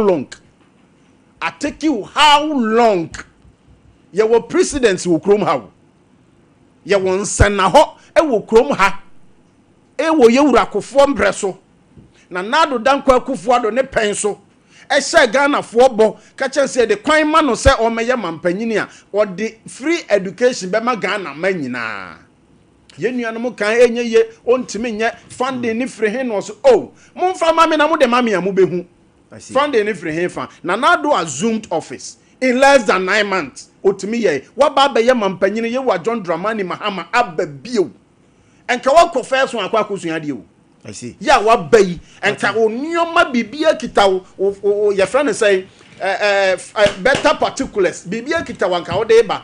Take your kwanya ne share one somewhere. Roll over, then we go. So ne afin wakwa passes our bill now. What happens to the 133? Kwame, what happens to it? So 133 in within the 24-hour economy say Ghana Juma baako enipa miensa enebeye 1 year twam almost 1.5 year near kwi Ghana babunu na wode ne gidie she wo mu say obegia to me say it ade bia nso won conceiving stage ansa na ya ba be wo ade no ya wo wi ansa na ya tete nti say cha bia mpenifo nso ka say obehun say abrewa na so banso aka ache wa adwae no no see no I mean this is the time nti almost second year omawura mu ni and they are implementing so Kwame you are not doing any NDC any good. Are you telling me that they didn't conceive the idea earlier whilst they were campaigning? They conceived it, but say no. Yeah, Baba, wo idea na da bi na enipa mpo Kwame yi enipa wonyim nipa ya de boso me sai na ewo ya de boso me nkron wensu de ye policy wensu ani afene fane ye Kwame mintie de wensu ye lasting policy a ewu ti se nipa de abrante na ye sai ne bo Kwame arazo mati ma minya message abrante na ye sai ne bo se 133 no ebe ba so no oda so adi komo e kom de na wo pa aduane adi o ma minya message na me be ma Evans a chin akwaba Evans ma chin obani kese me just kafra aba late but nyahwe ma minya message we say President Mahama was our savior. President Mahama was our savior in the nation, and I am praying he will go for third term. I am Nana Kwame from Aguna Swedru. Nana Kwame constitution no maho kwan sao Nana Kwame obending we free Abdulrahman Bako Old Barrier Choice. Hey Abdul message no wow. I'll say in Ghana, in today's Ghana, under the watch of the second-hand President Mahama, is more rewarding to be an NDC delegate than to be a cocoa farmer. Bear with me, Miss Kepu messages in the bill. I'll say passing or assenting to the 24 hours economic bill is... no, you can't use the word. Can't use that word. Sorry, mean to me, and kind and mama tea for on Sunday until they fetch me why. Well, teacher Bonti from Asante Achemo say good morning, Mr. Host. 24-hour economy for where? Mahama said it in opposition, but now nothing like 24-hour economy. We are not kids. So, regards to Reverend Ankoma Nyako Nicholas. And 1 2 1 2 1 2 1 2 1 2 1 2 1 2. Okay. Oh wow, that's nice. That's nice. I mean, pushing for my Kevin. I think I need to because so impressive. Say, school be. So more yeah. I was almost children kwada school from kwada. Kwaya fast so to aba. Nti one say done ne obi wo we university. And so obekwa ko gina ballot box no mu a or to aba. Obi say no akwa to no ase no. But I learned that school one their first studio like so say as it school ben Supreme Montessori School. Supreme Kelvin I'm my pusher mouse here. Was it Supreme Montessori School, a school in Nana Pia in the Ashanti region, has organized an election training students on how to exercise their right as citizens of the country and how to vote. Wow, that's so nice. That's so nice. Because and Obia University. Obi ekutan doctorate but okujina ballot box no mu na se okoto aba and that's so no you see that's so nice. Supreme Montessori School. I think this initiative I'll find time more than invite him da kokra me kra so me ba ho na ya ba be lectures kakra about nkodaro going for omu chini omu nyini a politicians ni be gino mu some of the questions there was omu bi say omo no omu be gino mu ni ma omu be kasa tra sa do ma for mu ho adi. So if they are starting with this Supreme Montessori School, my idea, bravo. Congratulations to you. My idea, papa, it's very, very laudable. Very, very laudable. Me picking on baron as him, you know, my dim como. No matter because when they are our future leaders. Say, these politicians will continue to deceive them. When you say, Japan, yes. Ade wura ne youth ni mu sa anyoma we say bi I see akwa ni so ano a o kire no the decision how to make a decision. So I think it is time I wasn't akwa ni bedru ba bi no onim ne left from right yes, o ka say onye bibia na adwene nhia obebu say why do you want me to do this? I see. If say and then adwene nkwa he will not. And you see these are the questions I was here nkoda na ye mo mo sha say bisa. Why? What?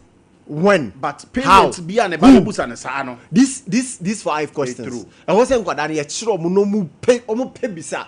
To then didn't come more. Na say was so bizarre. Say where did it happen? How did it happen? When? They must begin to ask these questions. Me saw me bad boy. Esheye. Baby omoko school. Yes. And I me catch them ye ba a half from say masa. Say wunim na so obi the car. Upon obi aba papa say from me en corners and na fra. I'll kill you. Now, one time, me, I said that for a car, and me hide me home. I see. Now, madam for an egg can. I see. You drew in here. Hey, for car, and me uncle. Who are you? So your father sent me. I was okay. Call my father. Let me speak with him. Wow. My boy. Wow. Or can't I make him meet him say, may God bless you. Let's go. Thumbs up. Yeah, that's so nice. Inti I school me sure me pick up number na fi ma cohort na fi yes because I near man no ya na me fe. Yes. Because I am one person me first me want to say me tena kasa video so me bibia the questions I have to ask I be inform me listener say be ya o china bi o come make decision or be to me I make informed decision no decisions. That's my goal. You are doing a good That's job. my goal. That's my goal. Nti me dey yeah me invest for that catch say hey Kwame we say politicians you nyom sika ni o me say ebere pa no beba. Yeah, but So all right, we say please good morning. When is the NDC paying the national service personnel? It's been almost 4 months now from Ben Manson Amenfi. Hey. Asemo. Even as much here. Obanigasi amejo so. You are fine there. Yankopon adaroma. Enyoma eko yi na bibia eko boko na meba yi no utimi se first no nka den krasa no pai ka benya bibia die nenso eye amamu papa eko yi nti no o ye sure say the all can obo o pa da bi ye meka na ye no krepa na me no kan ese enipa ye tia de obedi mbonya me na me ka kire wo even so you sure hwe that time no ne yetimi yi akonchene saa ekobo 11 mu ho anu wadidi if he said na aduane boa ye den ai unua na wa how politics what you say free Kwame dan so samre abro bo kra na den so na den o fuka ne bo den that time me Kwame dan so ani agime 72 Ghana cedis na enye ize o enti Nyankopon adom na say His Excellency John Dramani Mahama eni NDC aban nyame adom na yaba na ne o ma ekoyi se ya e wo se mitimi mama ne yedai eje na yeah, Mechia, myself Penny, 24-hour economy. Mechia, myself Penny, the General Superintendent of the Savior Church of Ghana, Openi Abraham, Kwaku Adusei, Mechia Pane, Dr. Hans, so Mechiano. Na Unia Dennis, Sene West. Yeah, Dennis Amani Ampon. Dennis Amani Ampon, communication officer for Sene West. My channel ball. I NDC bar power on family. Oh. Asam pa me gacha no Dennis in family we and na baby dey share kan no me ko pa o Dennis ba so dey kan kan town se see ya ba bia me ne ko ba se say dey oba power no o me ko kra na me friend na won fa na me friend na won fa me friend na ba nya hwe ma me di obani ka se me da se na eya me dey me ba nyina no na me sesere the entire message nyina no is about the 24-hour economy policy a NDC amanyoku no eka se ye ba aban mu Nyankopon ya adom ne ba aban mu a ye de beba ama Ghana fo anya adwuma aye ama investors omanya confidence o mo so ba omamu ha no bibie nwuma ebe yi ensei ni nyina ne se obi ka so be bibia aban bi ana so obi ba obi opposition no oba power na o ka so be bibia aya na ye nyina ye doubt ade no ye njindi sa ade ne be da yi ebetimi aye adwuma eno ntina His Excellency John Dramani Mahama. What you say? I was say onya legal backing bi the ma policy na or the yeday eba no. Na ye nua no man ka say e bosirimuka. Ye nua no man ka say e bedada Ghana for. Enu ntina first step we di kan yeday. Enya legal backing e dey back 24-hour economy no. Na unua ma me nkyere wade e me de say obuza unua say na 24-hour economy no. Like o back ana o support it. Na me hwese nko beka se da bi anka mama youth no down wa be for free asisi e if you say 24-hour economy no eye eniso adi hu kese e de ma NDC amanyuku no de edi kan say unemployment rate so be dey ebeti na de bi e ba obi ka say aden na ache ye nu ezi ache oba akra nyinsen a sabi we 9 months na wo de yawo but ye de twam wo se afene fa aya onya ntro no ne ye twa 1 year na ye friend say February ba minim say etimi afin pa mu you tell me before go to me yes had you ano den you February mo say afene fa enti e be sere se obi anya to boase policy na e de ba no enye ze fitin ya na e de ade na ba because ye beto amamu obone ye beto amamu a na ka twitwiridie egu Ghana fo so ye beto amamu a na obi ade ne nsa bo eye aban sikam ye beto amamu a je se enuoma ye basa ye beto amamu a abo promise asanteman say ye be interchange amamo so am interchange ni eja ho ye beto amamu a ye ja kajetia half de to wo so omunye na o magya na wo say di hu agro sa me aba beto ye beto amamu a na amamuo no ekwam wom aduane boy den saa mre okọ kwa medan so na aduane boy den enti ya ba wusi enya nto boase ye tuaka ne ye se tu adwumayefo ka bibia yesikasem ana policy no yempese ye be start ne ye be gu no because e was say ade ye permanent a e betima create more jobs e dey ma youth na ye dey eba no ana say youth na ye wie school a ye nya adwuma nya dey enye no enti ya botre ene nyame ya dom ene mpanifo atenase ma hihye ne o kama abedo this time ne se dey bia ade na ye be no se dey be ya Ghana fo beji adi no mu se enye bosire muka enye tro binti yempe emra yempe nsiachi ba bi mfanya dey emfanta ya kiri se dey be yo mu se ade na ye ne ye dey abre 1 we 24-hour economy na eba no yes 3 shift sane ye dey ba hwe ye hwe sugar factory ya ye nuanu mu ja ne hoyi akanguram ye ba ne hu afu na obi akora ni hu ye so but ni nyina no eguna kwamu a ye ba be ye hu adwuma se dey be ye betimi afa Ghana fo amomakwa akwa ye adwuma ho ebi kwa anopa no na ebi kwa awia na ebi kwa anwumre anadwo nyina na bi namu yes 3 shift ane ye dey ba it is a nipa 100 ne ye form a hunu say second shift no 100 besan ye dey akọ third shift no 100 besan ye dey akọ eno no 1 ye productivity no ebe dey ebe increase ebe high ebe kosro government benya more revenue ye export ebe kosro because we dey yenhwe nanom ato yenchemi ye to ye nuanom omko Burkina so omko akofa ntosi hwe yetia ane ye say planting for food and jobs ye man bi before sika twitwiri die chama wuntumi di muntintin man so de kodo aburu die na si ye aburu botokura ye hu bi akonfa one bag mra kra na ka say moawe enkrante atwa enti die ka enie ye hu ba kokra so hu enti we ni nyina ye agric sector wo hwe enumunyamfo are kopoku ade na koto won ma papa ni niminyansa yie a ade ne o ma beto na akwan mu sa 24-hour economy no agric nyina ka ho a ye ba be ye se de be ye enuane ekuafo no omo hu ba be hia yai enya bibifo a fertilizer kura fama koko na friends koko fama no mfa engu ase free kura mu na ye de agudan mu ye hwese ye to aba wia ye hu kwan ye be fa so nti ye be sese 24-hour economy no ye de ba 1 unemployment so ba beti 2 investors a omo amanone no first said ye ne dollar no ene amamuo na ye basanti obi abakura na ba mabu nu okọ ye pese investors no ye de omo ba na confidence ye dey eba momu say yes ye ma economy ne ye dey stabilize say nyame adom aka kra bi ekofom kakra so the investor bi wo Germany no person wo ba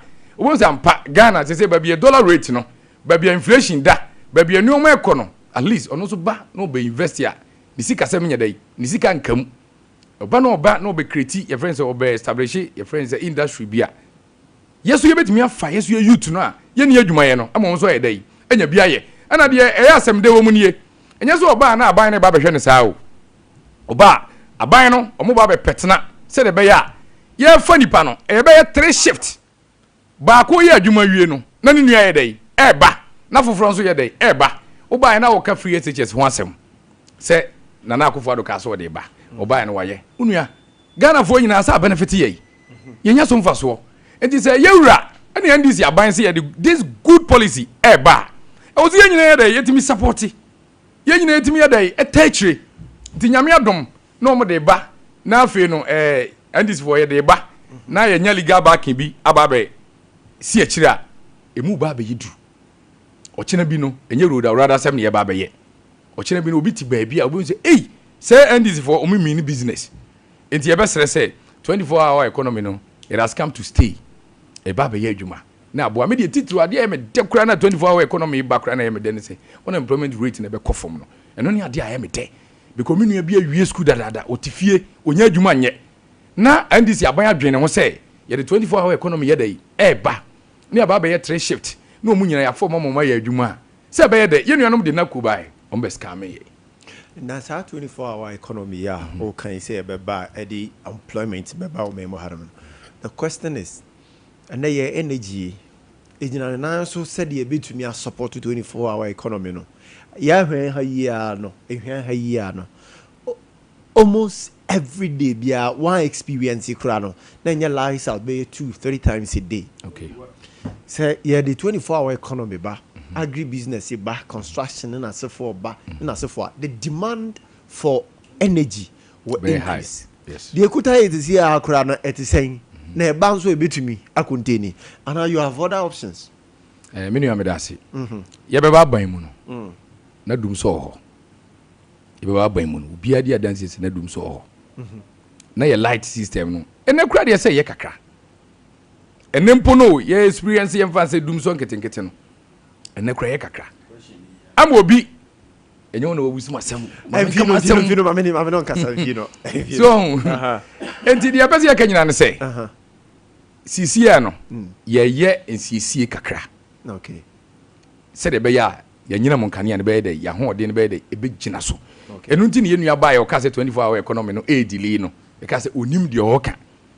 Because aware kro bi be kwa ye di kan boaboa ne e boaboa ne ho kakra. Said obekọ na nanim kogu ase wo ba na busuafo fie. I see. Enti ensiesie na ye nti e be sere say enye dumso te say ye nuanom de ni bi. Ye de e ensiesie kakra bi nti e be sere mo say se omo experience na nsen kanea no hyede nyina so a ye be sere omo enye ahoden na article na ensiesie na ye no eduru ba bi o se edum no yetimi yedai esiesie saa area no se de be ya saa ejakyehye saa lighter entimi nyina so no e be kufom enti enyina mo kanea no de enze ye de di level ba ya na enuanom mo kasa eke da ho no se nyame adom ya sha ase ayedai ye tua enti ye kanea na nsen wo hwe ya ye kwa kodi bro nyamu ho no na uhu saa de ye na ye hu bi ene nsiesie na woni ntina o be dai o ma ye hu saa ne o ma ye dai e koso no enti His Excellency John Dramani Mahama ne ndisi amanyuko no so ka se je ma kotena fie wasua de ade enso de wasua papa wasua disi akra o ma ne ma ka je se wa twam wo pass kra so akaka krebi na Ghana fo nyina e bo ni se je mo ye san hia obiem enti e be sere se nkane na enyina so ne de ensiensie kakra bi ne ye dai ye enye nuanom de na edumu a je sa ade echi ansa na ye dai ya so ne bia nti omunya abotre me da CP ene 854 million Ghana cedis ya disburse say yemfatua koku for eka eno na me question arise say na sika na fe de omokofa free omokonya free hina dada mo twa ma kuafo suan te so ansa na mo ba beti ai Evans, I'm sure you have so abaya tia koku for ka. Atadwe akuafo atende. But over akuafo atende.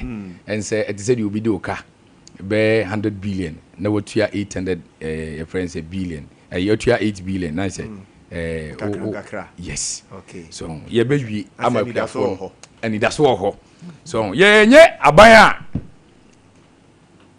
ye be promise say ye ba be ya de wi na ye nye de edi kan no akuafo no ye nyina me so papa ye kuani me maama ye kuani enti ade a na ekoso nyina no na ye nyina na nye ye de but ne ye wo aban no mu gidie say obeye ti na ni da so ye de e wo ho ye da ko ade ko chen ya ye da na ade ko chen ya je ma frɛ emergency cabinet meeting ana wa ma instructions munye wi say de be ye akuafo ho be de e be tom na ene nyame ya adom 854 million Ghana cedis.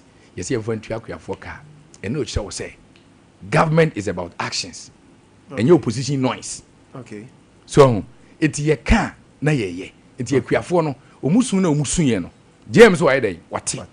Obi ka say adan mu delay kakra. Mo hwe ma de be si ye dey. Esi ansa na mo yes ade wi. Yes. Hwe NDC aban no. Iduru ba bia ye nua no mess na mo be create ye no. Unua anu den.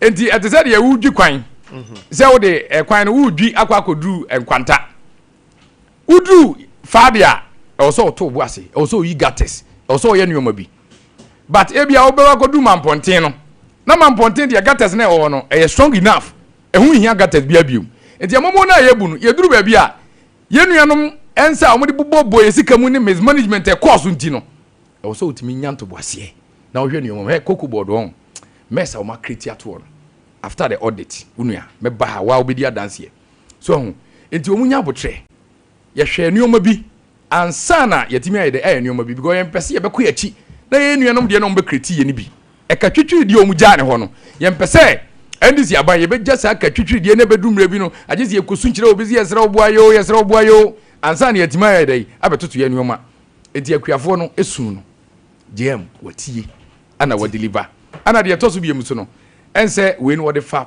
proper channel cocoa board ana wo de afa so mo hwe na mo dwumadie no mo toto ne o ma no mo ntua PBC ense egu ye unua egu ye o egu ikra ye nuanum gu no ene NDC ye revive enti akuafo e besere mo se omunya gidie e wo NDC aban mu na Syria no on be koso aye dey asrese saa okay but we this here Mira obi be say at the end of the day no government take action to pay akuafo.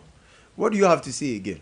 Medas minia quick before some ko hono minia bi ensu asam ne nkane asam ana mekan minia bi e friend CK okay or Kronoma Francho also omo so de ensu no 24 hours no omo de omo nya 8 hours ensuo omo nya Kronoma Afrancho minia CK na ekan minia ba ko nsu wo tetrem ye friend Bujubanten tetrem omo nya ensuo no ono so hwe yesi what ya say hey one to the boys ne so munya ai uni we are sure say ya kasi e hwe phone so verify e also mesro obetimi ya Jesus ya na wa verify but anya no verify na na me am ko titrim anya no kre mami tio Kwame since when omaimu ha and he started upload incompetence since when Kwame since when and Ghana ha obi de ka na wo kotua ye bode de si ye wona baso since when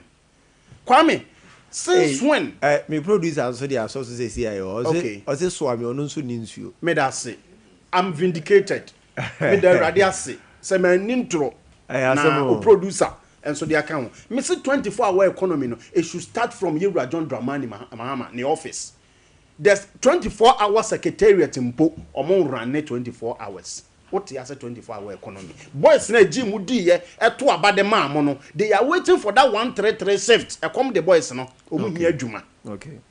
You don't do sloganisms and go away with it all. And the boys no omu hia results. Kwame, na me busa say me say since when and o man mu ha you start to upload incompetence. What the ka and what ya? What say e man to nyom mfrɛ wo.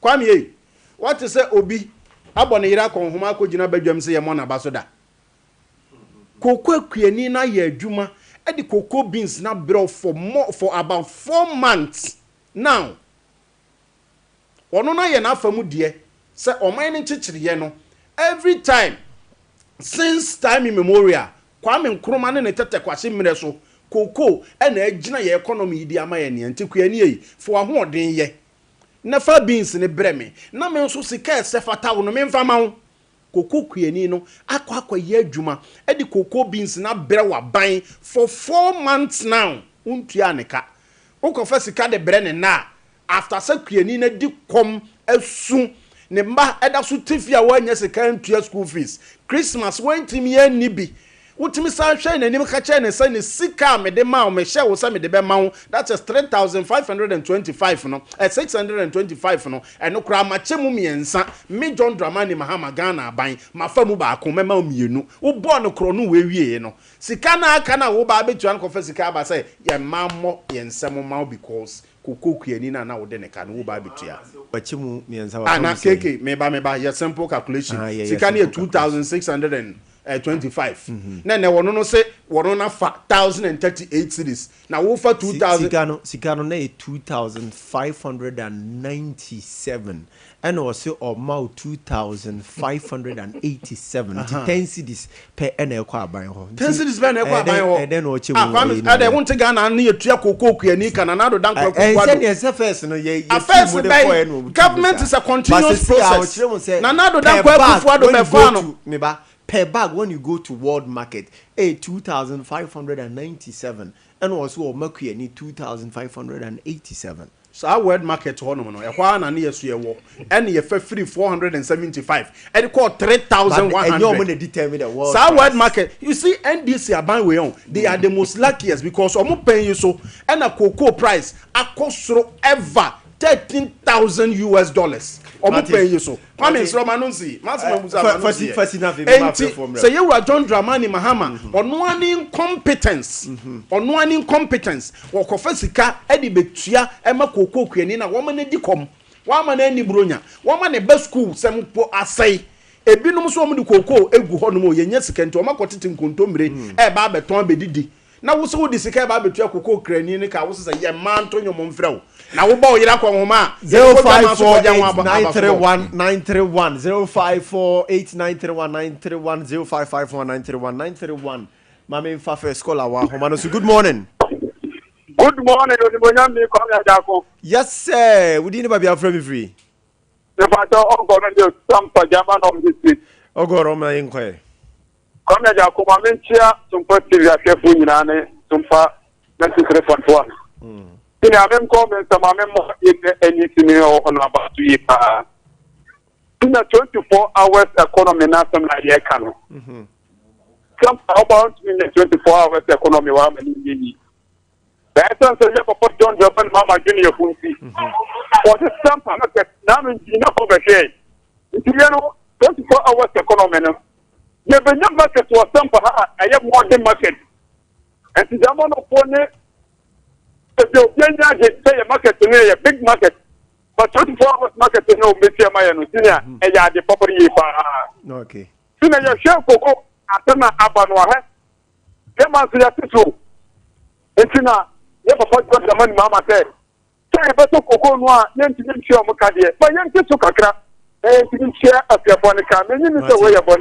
Mati. I'm in the agriculture and go. Me fa we so ha. Good morning. Hello, what's that? Yes, I would need to be afraid me free. No, thank you. You're very Mami you. So, one person and so someone. And see that all you want to be same people a corner what Mamma could tell one over on the phone to Miss Nana. Hello, I see. Meet you, pa. Missy, a corner, the one I'm not talking the Mamma, the going to Munchen. Another one or put your one over other way service, and one or the corner number 2. One a boss, I can't too. Mati, why? Good morning. Hello, good morning. Okay, wait to me and so 0548931931 0551931931 obi to me abaso akai minute be me nsa near see form. Good morning. Good morning. Would anybody be free me free? Good morning. The patrol, teacher put any fetch the room. Teacher, Mami Tio. We there, you better not near you, pa, Mobama, be a mine. Yadamasi baby. You may can say, Kuku Sama Abba, na Sanyama be Abano. The Kana Bani NTP for a day Abba. Then Polata with Mubaha, with Rimba, the NTP meaning Canon to your Pedia, person Bobby Abba and Famo, Momo, hopefully at Animala. Ma Omegua contact the Ghana, my Madam. Miss Medasi. Good morning. Good morning. Good morning, sir. Would anybody be very free? Sorry, from Mr. Ben. The free. I can't say. You know, I can't say one somebody why. Mr. Ben Achiasi, my Mintio. Good morning, sir. Good morning, sir. Me pa cho men tie me o TV no so tie me o telephone no mu. Why? Free. I can't say one, sir. Oh, that's unfortunate. Ma me fa we na me fa nye last caller. Me pa cho fra wo de tie me wo phone no so. Na jo mo TV no na tie me. Good morning. Hello. Good morning. Good morning, Jose. Nyame ado me ho ya. Wo ya me last caller. Wo di ni ba bia free me free. Because that's what Kwame Agyarko. Abu akwa makro yenko. That's you. The person who sa Mose. I did the 4 fees one. Almost is car to Kuku and the Slovano Moniscanto. Okay. Mati, every moment why why? Me that's it. Yamfa free phone in here. Baby this year when you break o say o so person kare. Dear omo busa say MPP fo jai ka no ye ba aban mu 2017 ye beto cocoa board debt 19.6 billion Ghana cedis. 19.6 billion. This will call for another day now for the Brasa debate team because I me was I can in free 2002 nyinaa bɛpem ɛnɛ nti mode monya botere yɛbɛpɛ da yɛbrɛ aso sports for ɛba bɛtena ase na afei so wɔbɛde agudie mu nsɛm ɛde atoa so ɛwɔ hɔnom. Thank you very, very, very much for being a part of the show by way of ear, and thank you for keeping us company, being our guests and being our listener for today too. God bless you.